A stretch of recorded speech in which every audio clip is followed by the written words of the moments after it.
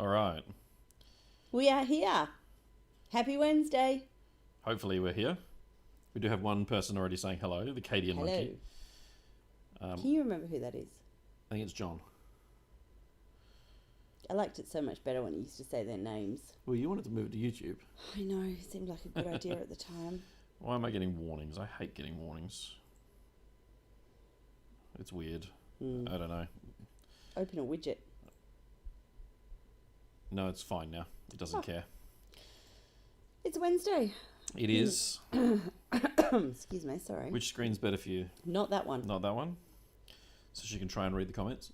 Put my glasses on and everything for the start of the episode. Sadly, I did have a large drink before we started, so I can't see anyway. Well, there is that. All right.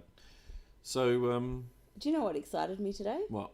I thought that we had an event in 4 days' time. No, we don't. It's a week in And 4 days. Somebody at work said, "Isn't that the following weekend?" I said, "Yes, it is. And you are my new favourite person." Hey guys, how you going? Thanks for joining us. Yeah, well, I've actually got one of the guys offering to come around on Friday afternoon to help build some more terrain for that event as well. So, because we're going to have a lot of terrain to build. That's not for this event.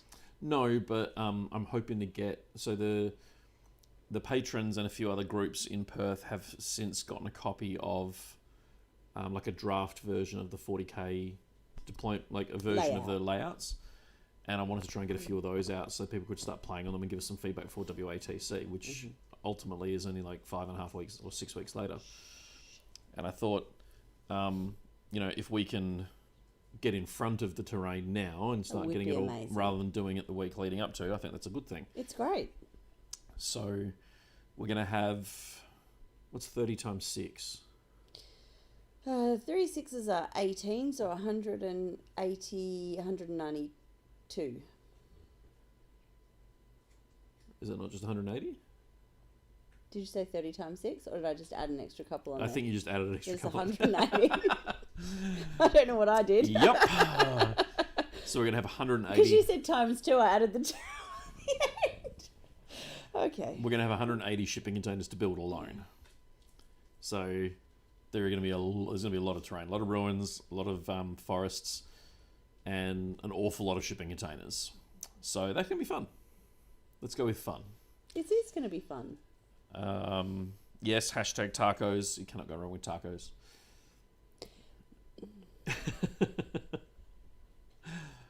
So I know Emma posted some stuff up there for people to. Oh yeah, I forgot to look. I know one of the questions was around Exterminatus on the weekend that the Toy Soldier Cartel ran. How did that go? Really good. What was most interesting, I suppose, was watching the feedback post event. There were a number of players who kind of went 2.5 hours wasn't enough. But the interesting part was that when they did the Iron Man, 2.5 hours was seeing games finished, and this time it wasn't so much. And I wonder whether that's an attitudinal driven and thing. also, was it the same players who went? Because No. if it wasn't, It's hard to compare. well, no. What kind of players go to an event where there are 5 games in a day? I was so versus- upset when I found out we had a 4th game that day. And again, I'm just going to say it one more time. Imagine if there was a document. No, I was trying to have the true player experience and not read the document. Imagine if you perhaps tried being a role model and read it. No, like I we wanted ask to be. people I wanted do. to be one of the players, so I deliberately didn't. You read are it. so full of it. Yeah. Okay. Let's go with that. Okay, Exterminatus recap. So that was Sunday. Was it Sunday? No, it was Saturday. It was Saturday. 4 games. Yep. 2,000 points. 2.5 hours at the Qdale Tavern. Yep. Most interesting part about that for me is I finished 3 of my 4 games. 30 players. Yes. Yeah. So you finished 3 of the 4 games, and the one that you didn't finish, you lost. Yep. I think that I finished 5th overall, which was awesome. And congratulations to all the winners. Ben, Jordan, and Luke, respectively, for 1, 2, and 3. And I think Courtney's nabbed 4th off of me. Which Ben? Ben Ben S. Yep. So, someone's retracted a message, and then someone's some sort of pack for players. I know. What is this magic and witchery? The funny thing is, whoever when they retracted it, they don't realise that this obviously records as well, so we're going to be able to see what you posted before you retracted it. I can go and watch it now. That's not what I'm doing.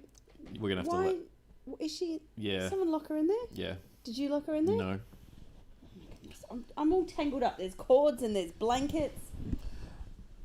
You keep talking while I... You're going to get it? Fantastic. Just when I don't have just to. unzip the... Thanks, buddy. And she can come over here if she wants to. Thank you. So, Can you take that back and charge I got it to in take a version of my Drakari, which Bud. was cool. Bud, Lachlan? Bud. Thank you, sweetheart. I got a bunch of beasts together and ran the beast packs. They worked as I had hoped. So you had an additional 2 weeks where you could have used that time to change your army? Yeah, and I didn't. Because I built Curse City instead. You built Curse City? Yeah, I built the entire thing. Okay. Okay. So, yeah, I did Curse City and I finished off the beast packs. Actually, that's true. I got them to battle ready. Mainly because I'm getting attacked. So it's going to be an interesting night. It's not going to be a good night. No, we're going to say. Have you seen the leaked Orc secondary doing the rounds with the janky 1/4 table split? No, I have not. I only got back into the dungeon today because for the last 3 days the lock's been dud and we haven't had access to any of the stuff in the dungeon. I had to get a locksmith out today to break in to then fix the lock so we could get back in again. Ow! Ow! I'm Be getting professional, don't- I'm getting bitten. Shh. You don't need to yell. Come over here. We have a new puppy in the house, and she's decided that my No, it's- toes, She decided now it's playtime. my toes were the chewable Yeah, objects. you don't have to yell. There's a microphone there. I'm getting bitten. Oh, so am I now. Oh, well, here we go. You're a little turd. So Keep yeah, going. look, I know that a lot of with the Orc box going up for pre-order on Saturday just gone, and then obviously it's released this coming weekend.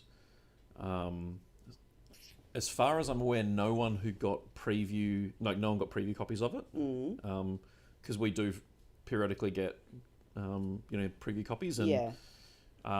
speaking to the other members of the group, and from what I understand, no one got preview copies. But Games Workshop managed to mess up the update of the app, and the app updated with all the new Orc stuff. So anyone who was a subscriber for a very short period of time Got it. actually got able to get screenshots of the whole thing. So there are a bunch of screenshots doing the rounds at the moment of the different data sheets and some of the bits and pieces. So I've had a look through some of it, but not all of it. Mainly because we've had a busy week this week, so haven't had a chance to go through it. Tom says teething stage is the worst. Yeah, look, that goes for children and dogs. And adults. Teething really hurts. That's true. So yeah, we now I've had a bunch of questions, mainly from Courtney, if he's watching. Hi, as to whether or not we're going to be using the Orc Codex at Winter Assault and Charity Hammer, which is obviously happening the week after the box set's released. The answer is yes and no. Nothing like a definite maybe. So I know that the first US event in August has already said no, you're using the old book, which means that we're not getting the Orc Codex before that, which means that we're not getting a standard release until probably late August at the earliest. So I asked a few questions of some people who I trust, and the general consensus was until it's publicly available to everyone, the answer that they would give in our position would be no. It is publicly available to everyone. No, it's not. Well, yeah, it is. You can't buy the Orc Codex. It only comes in the Beast Snagger box. Is that restricted? Yes. Who's it restricted to? Well, there was one per store. Was it restricted? Yeah, you So could. you had to qualify in certain ways to be able to go and buy it? Well, I can guarantee there are players in Perth who didn't get a copy. I'm not saying that there aren't players in Perth who didn't get a copy, but And they're it gone is, now. It is open to everyone. Well, no, they're all gone. You can't buy them. They could have got them. No, they couldn't. If they were there at opening at that particular store, they could have got They it. didn't. They're not going to get it. They can't get it. They're getting one per store, and they all pre-sold. I think it was 11 seconds on the web store. There were people who got in the queue because they have a queuing system now. Yeah, no, I know. And anyway, but then I thought about it and went, you know what, for Winter Assault, that makes sense to have a consistent, no, you have to use the standard codex. And then I thought Charity Hammer, the whole point of Charity Hammer was to have some fun and play some fun games. So if you want to use the new Orc Codex, you can play it at Charity Hammer. I think that the people who are likely to want to use the new Orc Codex aren't playing a Charity Hammer. Well, I think they're playing in Winter Assault. Winter Assault is ranked, Charity Hammer is not. So I'm quite happy to have a mix of codexes at Charity Hammer than I am at Winter Assault. So that's what's in the players' packs. I updated them both and made sure that was in both of them. Awesome.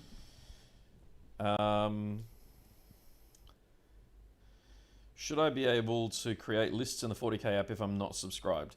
In my opinion, yes. Is it asking your opinion, or is it asking, can you do this? I don't know.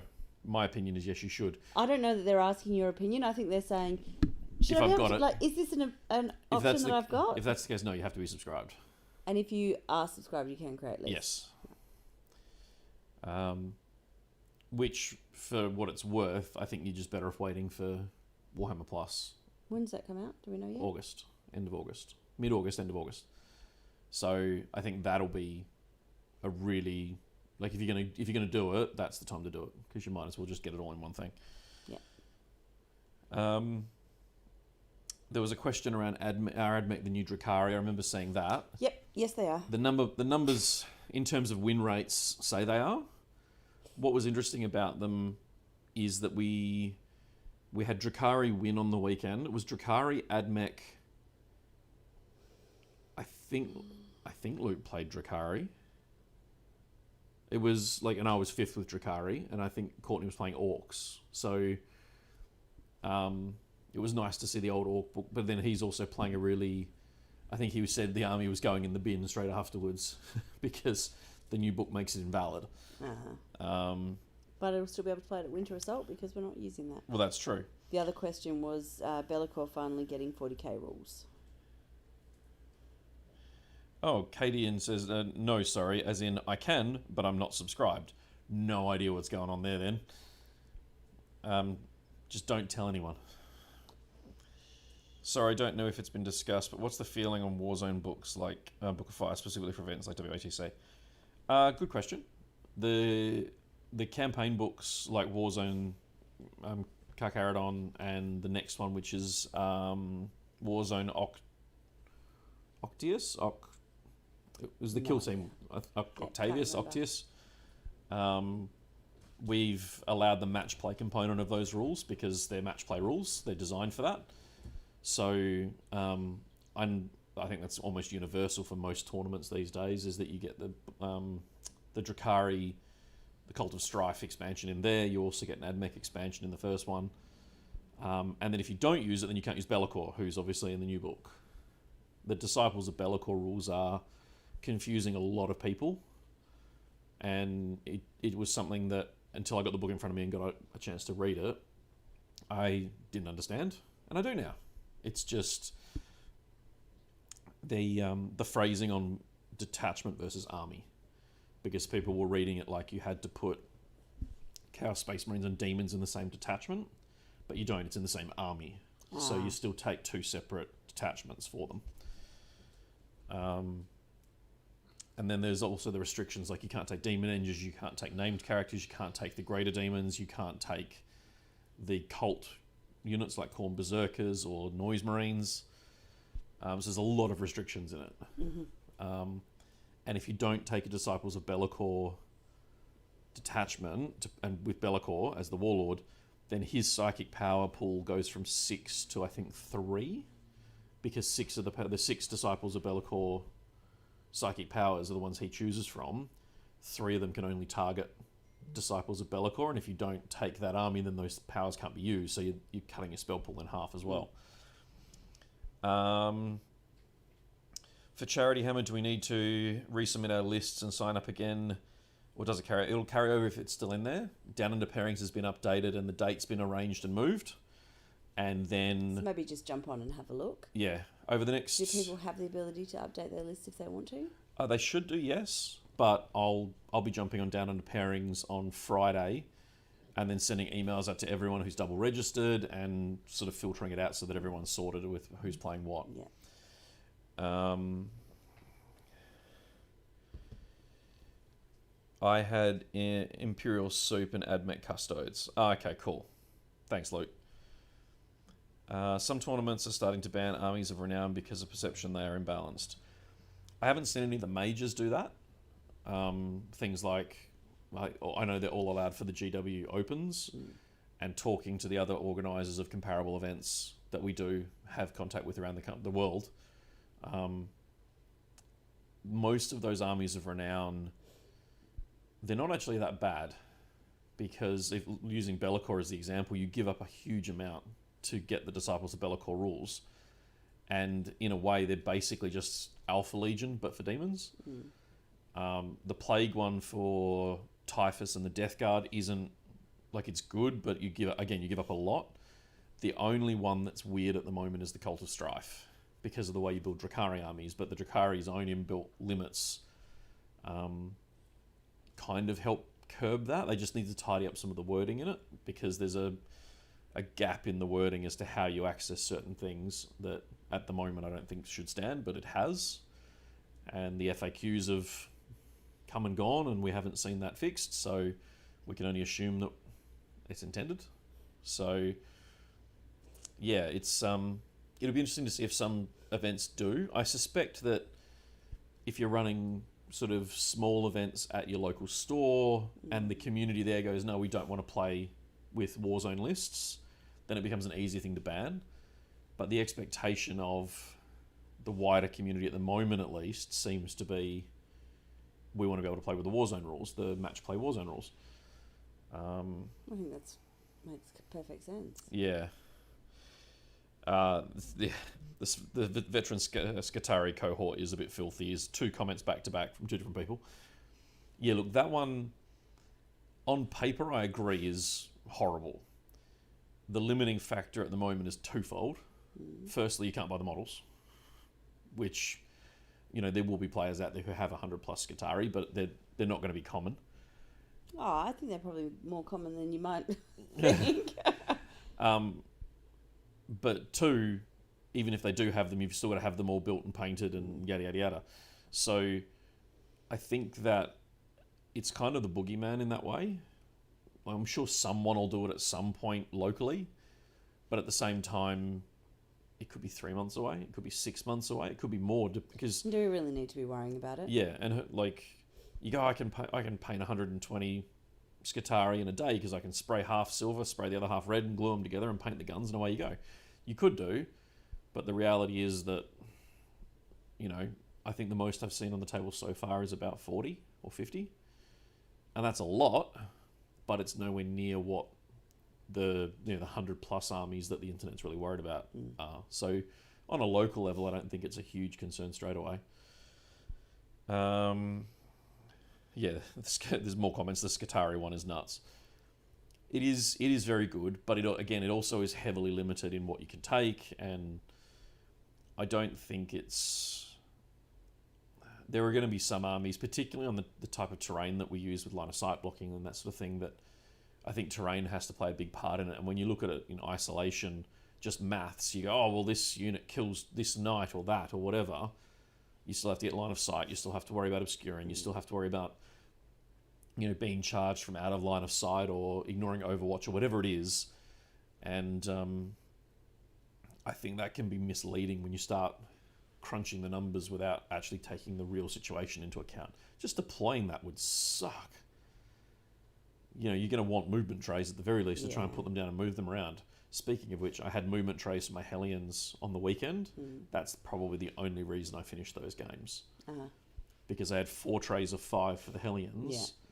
And my first opponent, Mark, was really great. I put the movement trays down when we were deploying, because I had them all on their stands, but I had to kind of put them onto the movement trays. And I put the bases down. I said, look, I'll keep deploying them in between so that we can keep the game moving. Excuse me. I don't think the last Hellion went on the table until the end of my turn 2. Oh, wow. Because we were trying to move through the game rapidly, and I'm putting 2 Hellions down, rolling some dice, putting another one down, rolling dice, going back and forth, and then he started killing them. So then I'm going, okay, I'm not putting those 3 down. They're going to stay over there on the tray. Just moving them. So, but then at the end of that game, because they That's tricky though, because that means you got to remember which ones are dead and which ones. Oh no, like I was on my last tray to fill. Ah. So I just put 2 in there and went, right, we're done. Like they're already, like they went in the casualty pile. Yeah. But at the end of that game, when I reset, the first thing I did was put them all back in the trays, which made the next game much easier. So I need to get some magnetic sheets that I can glue to the bottom of them and then cut them out and then put magnets in the bases. And just ping, ping, ping. And that'll make it much easier. Yeah. But I think that's something to think about, that when you are using a larger army, particularly if you haven't used it before, to maybe look at some of the things like that, which can, particularly when you've only got 2.5 hours for a game, to help you try and get through that faster, because sometimes deploying can be the slowest part of the whole game. Well, we were talking about it, Luke and I, who's in the chat at the moment after the event, and 2.5 hour rounds realistically meant you had 2 hours and 5, 2 hours and 10 if you're lucky to play the actual game, because by the time you got to the table, said hello, measured out and put the objectives down, adjusted the terrain however it needed to be adjusted because it had been moved or just to fit the objectives, then sort of rolled out the pre-game stuff, started deploying. You know, it took 20 minutes. So a 3-hour game leaves you with 2 hours 40. Yeah. So you've got a much more high chance of getting that done. Will terrain be heavier on the light tables at WATC this year? So after this live stream, I will be publishing a link to the terrain layouts that we have as a draft onto the main page, so you guys can put it on the table and try it out. There's a little a key at the bottom of each page that shows you how big the terrain is, the measurements for the terrain. We've had one of the players already deploy the medium one on the table and start mucking about with it, and got good feedback about that.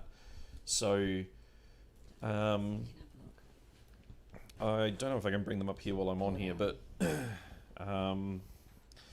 essentially you end up in a situation where we get, I think it's 6 ruins on the light and then 8 on the medium and heavy, but then there's also craters and forests and shipping containers on the heavy, and then I think it's forests and containers on the medium, and then craters and containers on the light. So you end up with what are essentially 10 terrain pieces on the light and then 12 on the other 2, but the type changes. I think it's 10, 12 and 14 even, I forget.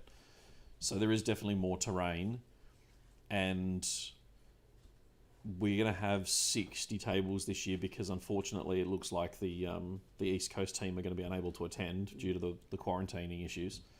So we'll have 20 teams, and we're hopefully going to have a significant number of the room that are largely identical for the different standards, and we'll be using some of the Weyland-Yutani and the OTP terrain as well to create a table very similar to what you've already played on, which is the 8 ruins plus the shipping containers, and then we'll hopefully do a full row of that, and then we'll be able to start moving through the rest of them so that there is some consistency there.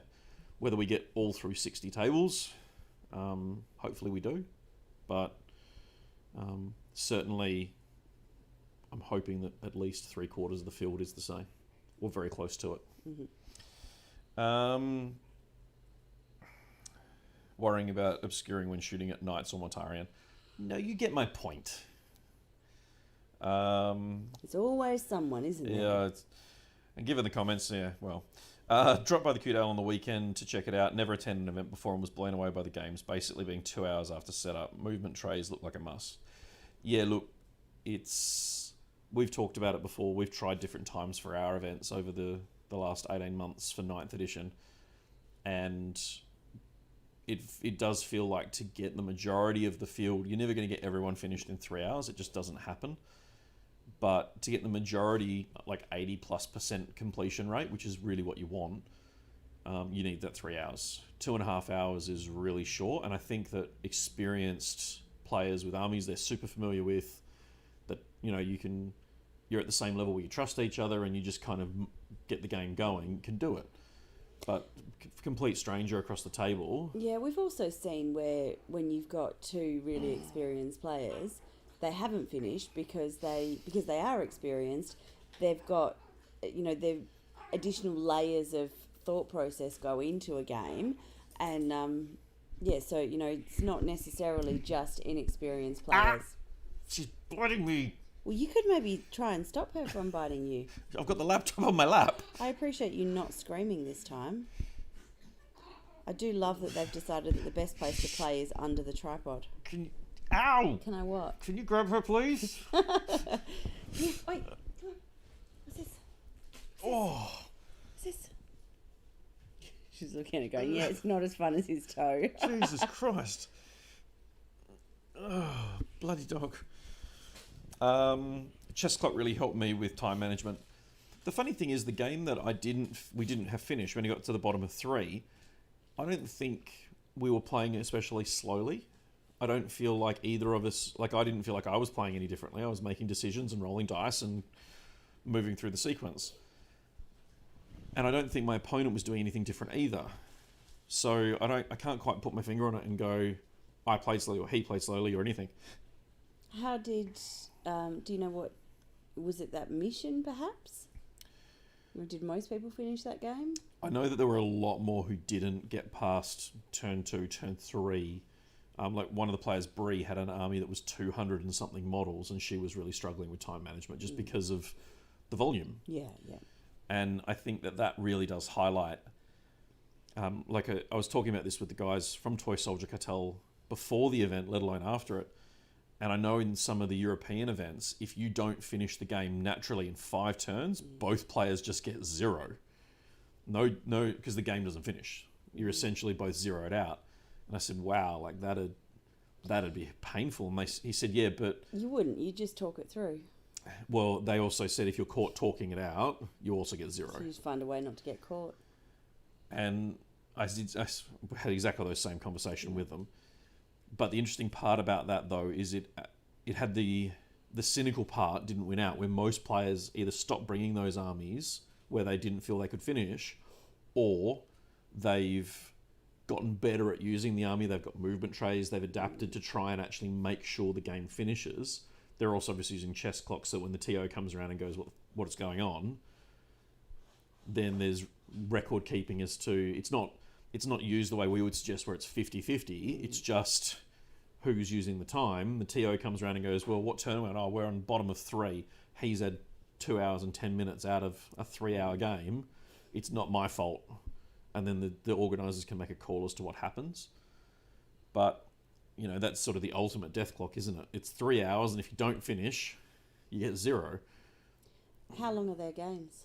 3 hours. So... because what their argument is that a Horde army can win at the bottom of 2 or the bottom of 3 because the army they're playing against doesn't catch up in score until turn 4 or turn 5. So you end up in a situation where you're artificially giving players very low wins when they shouldn't be getting those wins. Yeah. And sometimes it's not the case. Sometimes it's the bottom of 2, the game's over, you look at the table and go, oh, cool. You still win because you table him turn 4 or whatever it is. But it's kind of a harsh critique where it doesn't encourage players to go, oh, you know what, I'm going to try bringing 300 Poxwalkers to this event. You have to be familiar with what you're playing. And I kind of appreciate that, both as a player and as a TO, but at the same time, you don't want to stymie the creativity behind it. Yeah, that's exactly it. I find everyone's bringing exactly the same army. Aaron says he finished 3 out of his 4 games comfortably, but chess clocks are handy if you don't know who your opponent, or if you do know them and know that they're slower. Tom's saying get a spray water bottle, helps make puppies stop biting toes. Yeah, no. She's gone now, it's fine. My toes are safe for the time being. Like I say, I don't think my opponent in round 3 and I were playing slowly. I don't. We didn't get a spray water bottle, and every time your opponent's slow, you could spray them. Or every time they're quick, buy them a drink. Look, that would certainly. That is actually something I wanted to bring up about some of the future events. I've actually had some players who had listened to the podcast we did with Josh from Uprising when we were talking about bounties, and I'm going to have to post something because I've already had one player come to me and say he wants to issue 2 bounties for WATC. We need to have a conversation before you post anything. They're very fun ones. I'm not going to name names. One of them was every time you beat him, you'll get a drink. And then the other was, and he offered to give us $50 to go on the bar straight away at the start of the day, because he also wanted to give out chocolate bars every time you killed a certain character anywhere in the room. So he was doing it in fun and humour. There was no money changing hands. It was about, hey, if you beat my mate, I'll buy you a drink. And if you kill this model that I hate facing, that he uses all the time, anywhere in the room, doesn't matter who you're playing, if you kill it, you'll get a token, you can go to the bar and get a chocky bar. So I thought that sort of thing was really fun. Now, that I would quite happily encourage to some degree, because it's sort of done with the right intent. But yeah, he sent me a message and went, hey, can I do this? And I went, I don't have a problem with that necessarily. I know that obviously Josh was talking about doing, $20 and $30 vouchers and stuff if you're the first person to beat them, or if every time they get beaten and that sort of thing. But I don't mind the idea of something fun like that where, I hate playing knights. Every time a big knight dies, I'll come to, like he was saying that he would come to me at the end of his game and go, cool, who played knights? How many did you kill? Oh, here's a token. And he'd come and buy a bunch of tokens from us at the start of the day. So I thought that was kind of fun. How would you guys feel about bounties at tournaments where they carried over potentially if they were something other than that sort of chocolate bar drink type thing? Would it encourage competition? Would you feel put out if someone put a bounty on you? Or do you think it could be fun going hunting for some of the higher end players? What? I'm not sure. You don't know how you feel about it? I don't. I really like the idea. I don't know whether or not. I don't know how I feel about it. I need to think about it more. I'd actually love it from both sides, whether it was on me or whether I got to try and take it. That ticks a whole bunch of competitive boxes for me on both sides. Because if I know I've got a bounty on me, it's exactly the same as I had the highest bounty when we were playing Blood Bowl one season on one of my players, because it just, after every game, the person who I beat with that particular player, I just put more and more bounty on him. So it got to the point where tactically I wanted him because he was my best scorer, but I actually ended up leaving him in the dugout for half the game on the bench to not give up the bounty, because at the end of the season, the bounty was mine. So, I think that it could be a lot of fun as long as it's done in the right tone and accepted the right way. It has to be done in the right tone, and I think when you start getting to an event where you've got 120 people in the room, it's very hard to manage that. When you're working with an event where you've got 15 or 20 people, then you can really make sure that that's going to be held well, and it's going to be people are going to respond to that well. See, those bounties from Uprising are Australia-wide. Like, if you win it at Uprising, these are players from Queensland, Victoria. I understand that. Well, I don't even want to know what they're doing. I understand that. Like I said, I just need to think about that and find out how I feel. Who is doing what? I hate group punishment. I would much rather a system where you aren't reliant on your opponent. Yeah, look, the Belgian system isn't perfect, but at the same time, I feel like the only other option you have is actually going to that really hard death clock option where you go, cool, each player gets half the time, and when you hit 0, you stop playing, your opponent gets to finish. And the problem with 40k is it's a cooperative game. You have to work with your opponent to complete the game. So, say for example, we're playing a game, you clock out, I've got 20 minutes left. The danger there is then I go, cool, I get to play the game out. I move here. Oh, I need to kill that unit. Oh, okay, can you please roll 20 saves? And you roll them one at a time, just bleeding the clock out. So it's, and I don't think it'd ever get to that. I genuinely don't think the majority of players that we deal with in our TO's capacity actually slow play on purpose. A lot of it comes down to getting caught up in the conversation and the social side of things, and I actually don't think it's intentional. So we don't really want to go down the road of death clocking things, but at the same time, there has to be some way of controlling it better so that you don't have a situation where there's feel bad moments for players who should have won later in the game. I think you need to make sure both parties are okay with bounties. Mitch said he'd buy me a house if I beat Lockie. I'm still waiting for my new house. I'll remind him of that for you, mate. No dramas. I think death clocks is the right way forward. It's been tried a few times around the traps with varying degrees of success. It's very common in a lot of War Machine players are very familiar with it in past editions of War Machine. It can have its own feel bad moments because it works really well in War Machine because the amount of dice that I would roll in my opponent's turn is virtually zero. It's pretty close. So my time is 100% my own.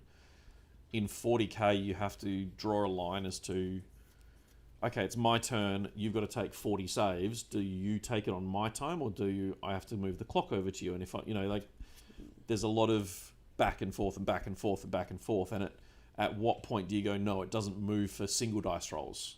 Or if I make a statement and say, I'm doing this, do I then hit the clock immediately to you to give you the opportunity to go, oh, well, I'm going to declare Overwatch, even though it's not a mandatory action, it's an optional action.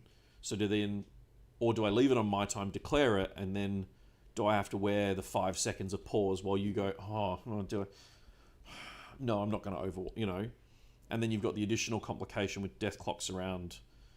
The round timer would have to be like 3 hours and 10 minutes or something like that, because there will be moments where the timer has to be paused to allow for adjudication.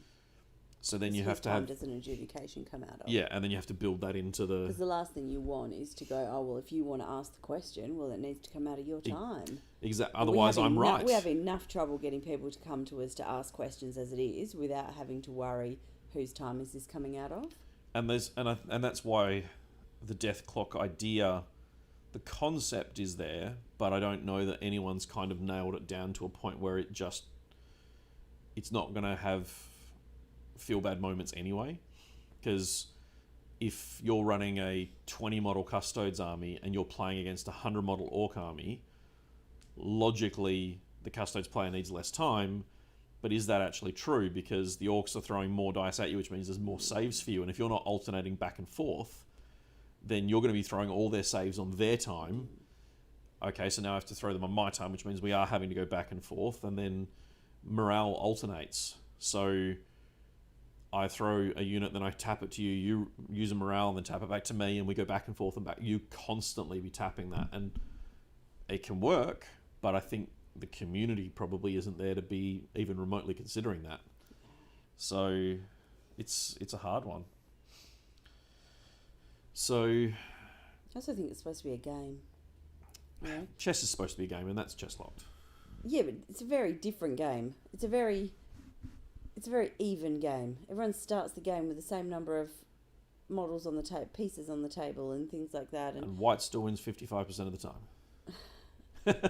I knew you were going to go there. As soon as I said even, that's why I deliberately tried not to say balanced. But, if you're looking at something like First Blood, where we're trying to make that available for new players to come into. We still want people to finish the games, but we don't want to go, And I think the death clock rule would have to be applied to the right event.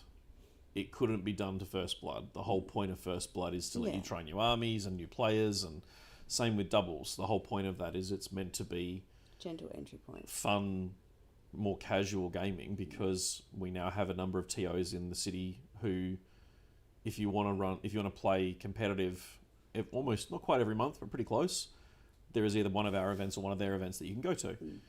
And because of the situation we have in Perth, it's allowed us to do First Blood and doubles and WATC, which has now become a very competitive event. So it's given us that opportunity to not just have to do the same event again and again and give some variety. So you would have to go, okay, well, WATC would get that rule, and probably the GT at the end of the year would get that rule. And then you go, well, do you then flag two others across, like war calls in May would get that rule, and you go, okay, well the 2-day ones are getting that rule, but the 2-day ones don't always need that rule because you've got more time. Yeah. So, I am very opposed to the idea that an army needs more time than another. Can you expand that? Who is Because that? gangster's pair of dice. I'd love to understand your thought process there, because there are 100% armies that require more time than others. Well, I guess I'm inferring that what they mean is if you choose to bring an army that you think is going to take more time, then that's on you. No, and that's okay, but the idea that every army is created equal in terms of time... That's not the way that I've understood it. I've Okay. understood it to be, you know that this game is going to take, that you've got 3 hours. The comment is, I am very opposed to the idea Yeah. that an army needs more time than another. And so I am assuming that that's with, you know, me going, well, when you're looking at chess and you've got equal number of pieces on the table, then you know that they're going to need the same amount of time. So when you're looking at, for example, a custodes army which has got 17 models on the table compared to an orc army where you've got 200. Now sometimes that orc player can get through that game incredibly quickly, and it's the custode player that's going, oh my god, what do I do? Yeah, deer in the headlights. Yeah, like I just don't even know where to think. But that orc army does need time to deploy. It does need time to move. It's got 200 dice that need rolling however often, and things like that. So I think players getting the even time makes the most sense, because then the decision is yours based on what you bring. Yeah. But at the same time, I don't think we want to be cutting it down to the last minute. Yeah. And every army isn't equal. No. And do people want to win because their opponent Clocks ran out out of time, Yeah. and so they then got to continue and do whatever they wanted? And it just changes the whole feel of the game. Yeah, it definitely does. I mean, I played a game at the coach team event earlier in the year against Earl. I don't think he's in the chat right now. And he clocked out.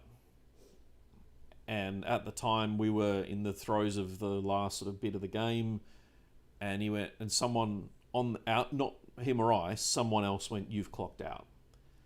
And I went, "Oh, it didn't bother me at all." I looked at the table and went, "It's not going to change the outcome. We're just going to play this out. It's not going to matter." But I also know that the table next to us, with his teammate and my teammate had clocked out, and they made him clock out and stop. And I think that as soon as that happened, had I known it had happened on that table, which I didn't at the time, then logically the TO should have stepped in and gone, well... And that's where I have the consistency. I have an issue with the idea that you can choose to use a chess clock. And so, you know, if you've got an event, well, some players might be using it and other players might not be. Then you're playing 2 different events.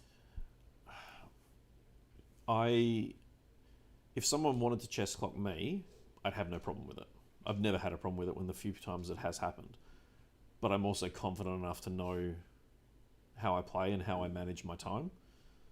So I think the clock is actually a good learning tool more than anything else, because once you get to that point with an army that you're familiar with, you shouldn't need it anyway. And if someone wants to use it, it doesn't change anything. But it would have done in that event that you were playing at, you know, in that Earl clocked out, you continued playing. But your teammate was made to clock out at the end of that. Like, that's what I mean, in that you've got 2 different games that are happening there. So I think they just need, for me, it has to be a universal thing, particularly if you are using it as a death clock, not as a chess clock. Yeah, look, a death clock would need to be consistent, absolutely. You're either, it's an all or nothing kind of thing. I think that's something that we still do it as well. The community needs to differentiate between a chess clock, which is used for monitoring your own time and making sure that you and your opponent are aware of the time it's taking to play the game and making sure that the game is progressing at a good speed, compared to a death clock, which is, I have 1 hour and 30 minutes in deployment and rolling all my dice to finish this game, and if I don't do that, then I get no more time. And there's got to be a distinction. Aaron says, I think the feels bad of losing a game you would have won if time was shared equally outweighs any feels bad comes from using a clock. And it's a really complicated issue. Aaron, and like, you know, we haven't got a good answer for it, and I don't think, you know, you have to walk a line as an organizer to make sure that you're supporting the community as a whole, not just one part of the community. And there are parts of the Perth community to this day who are still very, very, very opposed to the idea of a clock. Yeah.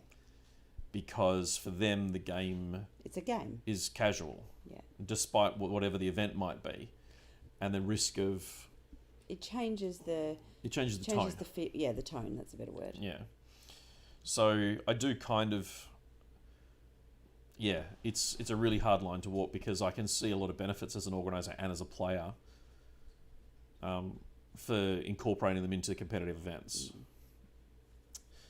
There's a query there. First Blood. First Blood is an event we run at the start of each year. It's 1,000 points. This year was using the incursion missions on 44 by 30 tables, and it's designed so that we run it. Normally, we run it in sort of February, so that you have your Christmas, New Year's.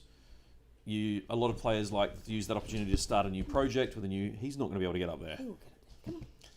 Come on. Oh Jesus. Good boy. Told you to get up. My God. Okay, put my legs down. There you go.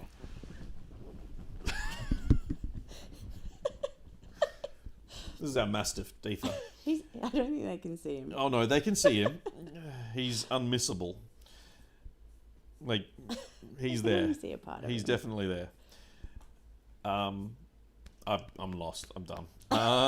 Yeah, First Blood. So First Blood is it lets you bring a new army that you might have started over the Christmas break. It lets you try out new armies. It lets you dabble in a new force if you want to, or if you're a new player, you get to play smaller games, which lets you finish 4 or 5 games across the course of the day and get your rules down and have some fun.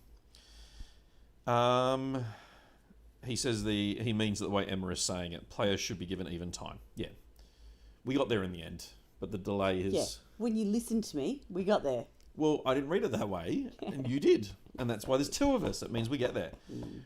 WA's 40k competitive scene is excellent, primarily because of the hard work put in by Objective Secured and Toy Soldier Cadell. Thanks, Aw, Sam. thanks. Who was that? That was Luke.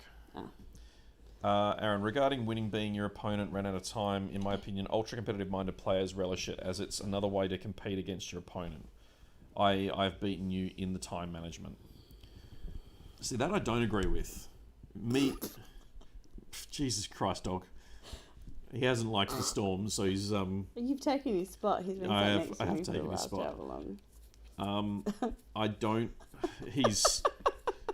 Sorry, carry on. Jesus Christ. I would rather beat you fairly than have you clock out and win as a result. Particularly if I'm behind, then all of a sudden you don't get to roll any dice and I win as a result. But that's still fair. It is, but it's like Aaron's saying, you know, a lot of competitive-minded players relish it. I'd take the win, but I don't know I'd feel as good about it. I don't know. I haven't had to do it, so yeah. One of the matches streamed from the Gibraltar tournament over the weekend showed an example of someone clocking out and the players taking it out and agreeing on a score. Talking it out and agreeing on a score. Oh, we've now got comments of doggo and that sort of thing in the chat. Yeah, he's not little. He's enormous. And he doesn't care about the fact there's a camera pointed His at us. nose is right near the microphone. I'm sorry. Might have to lift that up so we can... There we go. Jeez. Oh, sorry, Deepa. Did he interrupt you? Yes, I did. So they talked it out. I don't like the idea of talking it out. I really...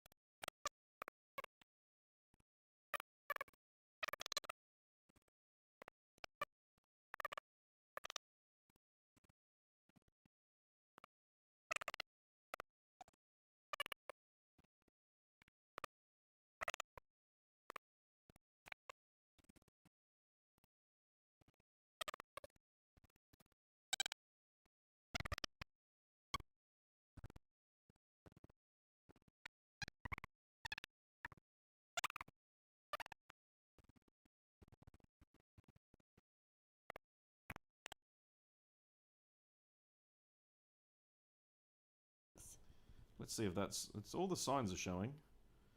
Yeah. Yeah. How are you going to know whether you sound like a chipmunk by making stupid noises? Dog spell has turned you into chipmunks. How do we sound now? Hopefully it's better. Well, in my best chipmunk voice or non-best chipmunk voice, let's very quickly get off the topic of Clocks? chess clocks and very quickly talk about the next weekend coming up. What does that say? Not that I heard any of that, but the player who clocked out was behind and still got the win. Interesting. I know the guys who run Gibraltar, so I might send them a message and find out some more info. Because we are very fortunate that we have a lot of contacts for those big events around the world who know us and we know them, so we can ask those sorts of questions and find out more about the situation. I'm wrapping us up. We're at 57 minutes.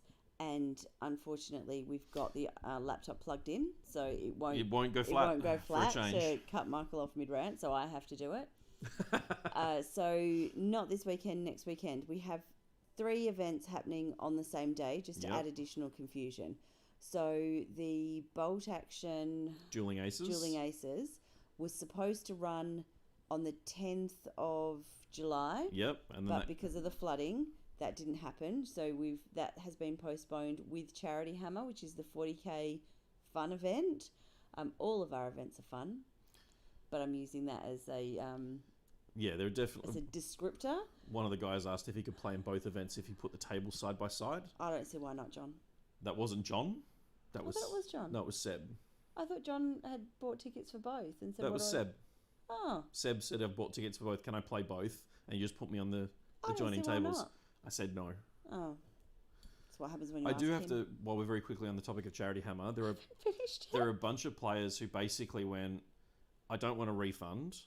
Can you donate half of my ticket money to the charity, and then the other you can put on my bar, and I'll use that at the bar. So then there's been a whole bunch of people who've used... Don't you lie on the microphone. There's been a whole bunch of players who've done various versions of that, and that's amazing. So thank you very much. It is. So Bolt Action, Charity Hammer and Winter Assault are all happening on the same day. Yep. Dueling Aces is the doubles. Now, I know that Jacob can't play in that because he was in South Australia when the lockdown happened? No, he was in South Australia when he the got lockdown was announced. Yeah, he got the last flight out of Adelaide. Mm-hmm. But he landed after the time. So he has to quarantine for 2 weeks, so he can't come, which is unfortunate. And so there are still tickets available for all of the events. So yeah, Dueling Aces is the doubles. I think Jacob's partner is still looking for another partner to be able to attend. And Dan was going to fill in as well if need be. Awesome. Then Charity Hammer is happening. That is 2,000 points, but you can cheat providing you pay 50 cents for re-rolls. There's a few different things in the players pack. That's some of the things you can do. Mm-hmm. If you have a weird and wonderful idea that you want to put into that, one of the guys asked if he could change his Sisters of Battle order each round if he paid a donation.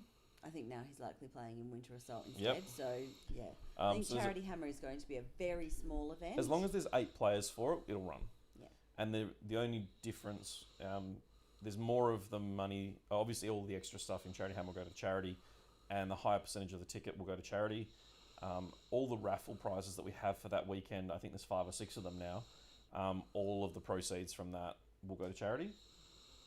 So we've bought a couple of vouchers. We had a bunch of stuff donated. So we're going to be giving away a bunch of stuff that day. Mm-hmm. And it's going to be 3 games either way, and the timing's exactly the same. So that I'm not sure if that's better or worse. no, it is. It's much better. I'm not sure if it's better or worse. Look, probably in retrospect, staggering it by 10 minutes would have helped. But we'll see. Well, it's happening now anyway, so Yeah. it's fine. So with charity... Dog ASMR is this. Dog snoring ASMR is what I've been looking for. Jesus, Doc. No. Get off. It's fine. Just leave him. He's happy. He's snoring into the microphone. Well, he was fine till you moved him. Well, apparently he was giving people ASMR. People pay a a lot of money for that kind of stuff. So Charity Hammer is a relaxed event. So if you haven't played in an event before and you're wanting to come and have a nice casual event, this is a good casual event to get started in.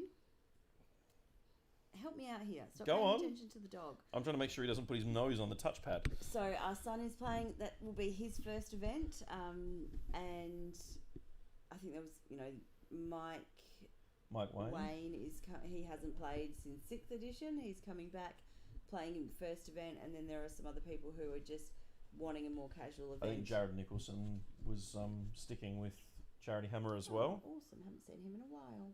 Charity Hammer is the 1st of August, Sunday the 1st of August. If you want to come and check it out. Yes. So it's all happening on the 1st of August. So Sunday at the same venue. At Armidale Town Hall. Armidale District Hall. Oh, Town Hall District. No, if you put Town Hall, you don't find it in maps. Oh, District you do. Try putting Macca's in across the road. The Players Pack has a map of it. That's a good thing to check as well. That Players Pack where all the information about events is. Did you manage to get the tickets sorted for that as well? There was that glitch. Yes, it's all working. Fantastic. What's the latest we can register for Winter Assault? All those difficult people out there. Look, I think I've set now Down Under Pairings hasn't been set up like this, but I think officially the list submission's Monday. We will always, if you come to me on Thursday before the event, actually because it's a Sunday event, if you come to me on the Friday, we can still probably accommodate, because normally what would happen on a Friday is I have to load the trailer and do all that sort of stuff because we have the event Saturday. But because the event's on Sunday, it actually gives me a full day of Saturday with some children to help load the trailer. So I think that's a sign for us to finish with the dogs doing that sort of stuff. A 70-kilo mastiff on my legs and my feet lifted up in the air. So because the puppy's chewing. So there's 2 of them are fighting at my feet, so I think it's time to go. So yeah, 1st of August, Dueling Aces Bolt Action, Charity Hammer 40k, and Jesus, it's gone. It's all. Oh my god. There we go. Sorry, I swear we're professionals. Welcome to our world. So yeah, Charity Hammer, Winter Assault being the match play. I was trying to get to that. Yep. Match play Winter Assault is a more competitive event. And it's definitely... still a fun event. For those of you who are looking at the missions, there are actually 3 missions that are for WATC the month later. Can you flip to the other screen for a minute? It'll give you an opportunity to try out... Jesus Christ. Now that I can get back in the studio, I need to sort that out so we can do this out there. Why? This is so much fun. Oh, Jesus, it's something. So you can come along and play missions from WATC, practice hopefully on the terrain that you'll be playing on as well, because those boards, if we can get them ready, will be allocated to those tables.